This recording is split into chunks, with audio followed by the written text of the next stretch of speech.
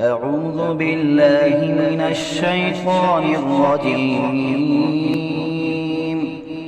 بسم الله الرحمن الرحيم. يا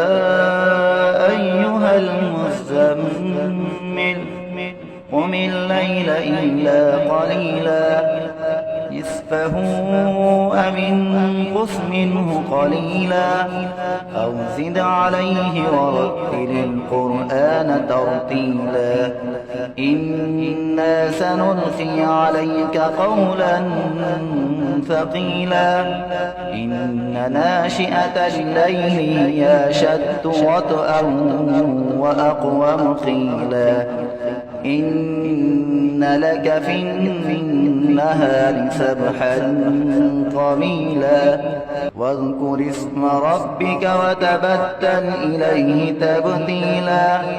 رب المشرق والمغرب لا إله إلا هو فاتخذه وكيلا واصبر على ما يقولون واهجرهم هجرا جميلا وذرني والمكذبين أولي النعمة ومهلهم قليلا إن لدينا أنكالا وجحيما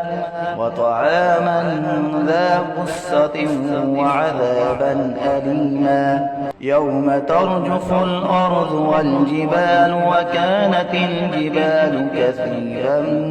مهيلا إنا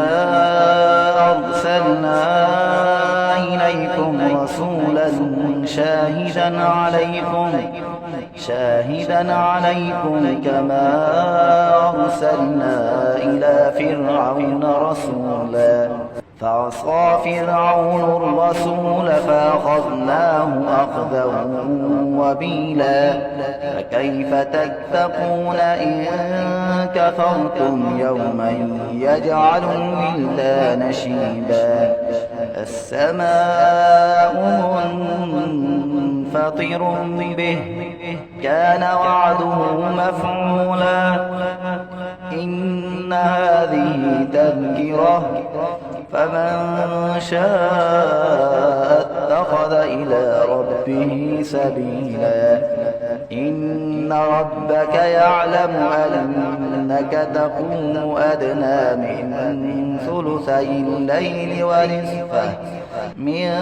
ثلثي الليل ونصفه وثلثه وطائفة من الذين معك والله يقدر الليل والنهار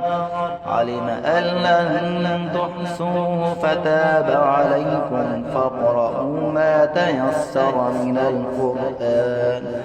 علم أن سيكون منكم مرضى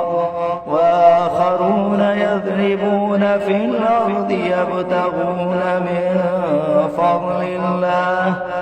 وآخرون يقاتلون في سبيل الله فاقرؤوا ما تيسر منه وأقيموا الصلاة وآتوا الزكاة